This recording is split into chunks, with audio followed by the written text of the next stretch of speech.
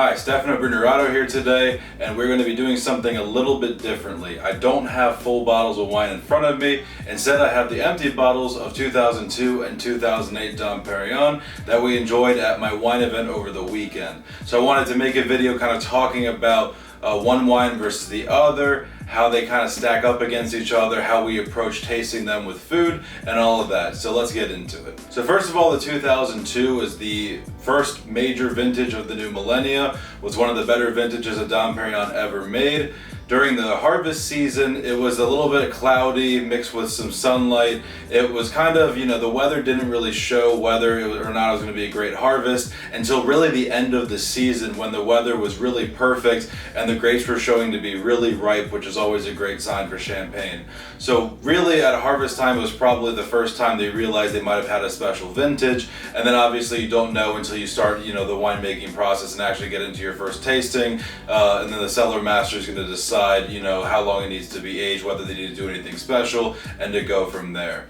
And then on the 2008 on the other side, they had pretty much bleak weather for most of the harvest until the very end of the season. They didn't really have any of the sunshine that 2002 had leading up to it until, again, the very end of the harvest, you started getting into the much more perfect environment. And at the end of the harvest, again, the grapes were looking really ripe, really great.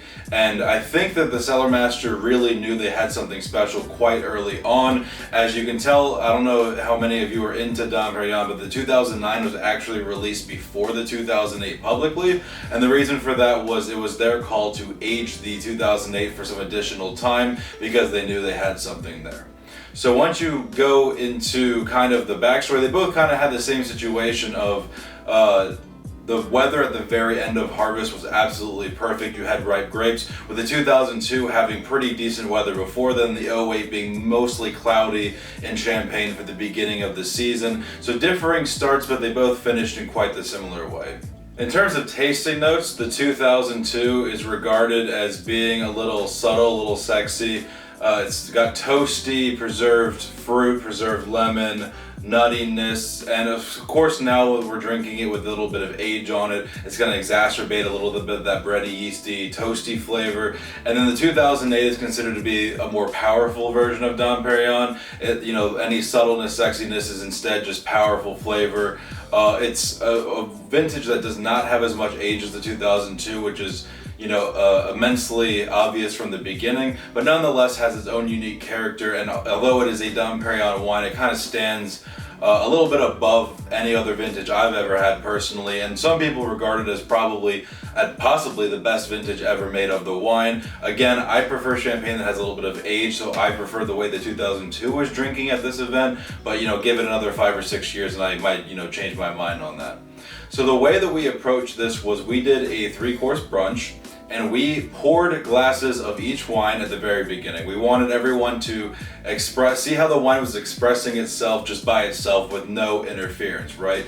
Because a lot of wines, for most people, if you drink enough, you can notice that the way that you eat certain foods interacts with the wine and changes your experience with it. For example, Chianti is a really popular wine to pair with heavy Italian food, and it may not be the most exciting drinkable wine by itself, but when paired with certain foods will be a little bit more pleasant, will be a bit more approachable, and you really kind of need that pairing to get the most out of it. With the Dom Perignon, it was drinking both versions were drinking perfectly from the beginning, frankly. I could have just been happy having a bottle of champagne for brunch, as I'm sure most people would agree with me, but it was really interesting to see the dynamics change, not only for myself, but for some of our more novice guests during the event. For example, one of the guests was talking about how they vastly prefer the 2002 from the beginning. It was their favorite. And then once we got to the deviled egg course, which was a bit salty, they thought that the 2008 paired a lot better and became more drinkable because they thought it stacked up better. So it was interesting to see. I think we had 2 guests change their opinion of which vintage was their favorite by the end of the meal. They started off drinking the wines by themselves, picked their favorite, and then as the meal progressed, they paired it, they tasted. All of a sudden, those opinions changed.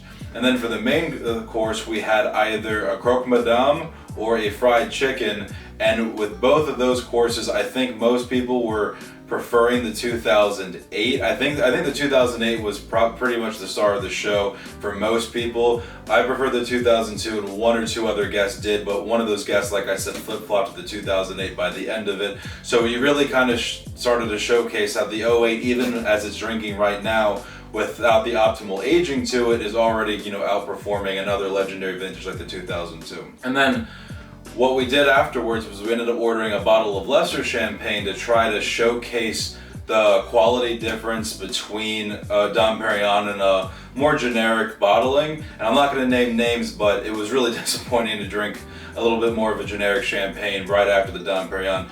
Dom is not my favorite thing in the world. I think it's very good wine for the money. There are other options that are a lot more fun, like Winston Churchill by Paul Roger. You have Ceylon and a few other more fun champagne houses, of course. And then depending on your personal preference, maybe you prefer a region other than Epernay, or if you don't like the bready, yeasty notes that you get from that region.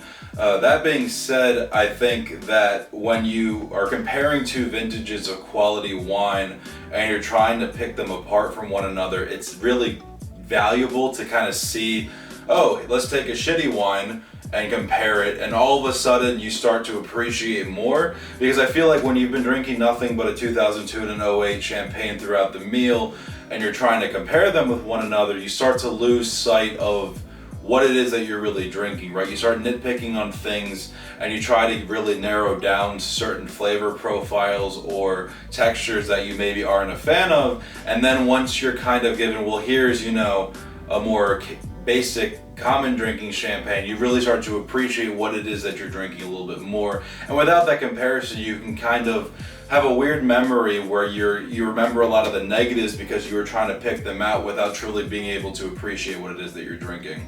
So events like these are really valuable if you're either a novice drinker or you're a seasoned veteran. Being able to compare multiple vintages of the same wine is always a treat for anyone who cares about wine, being able to really test their palate and see differences in the harvest and the weather each year. And then for novice drinkers, it gives you a chance to focus a lot more on complexities of a wine that you may not notice, versus if you're just doing a wine pairing of 5 or 6 red burgundies, 5 or 6 cabernets, etc. You might just, it's harder to discern those subtle things that make a wine truly unique. If you're comparing different producers, different regions, different terroir, it really kind of does a disservice in my opinion. So events like this are always a treat. Dom Perignon is always a treat.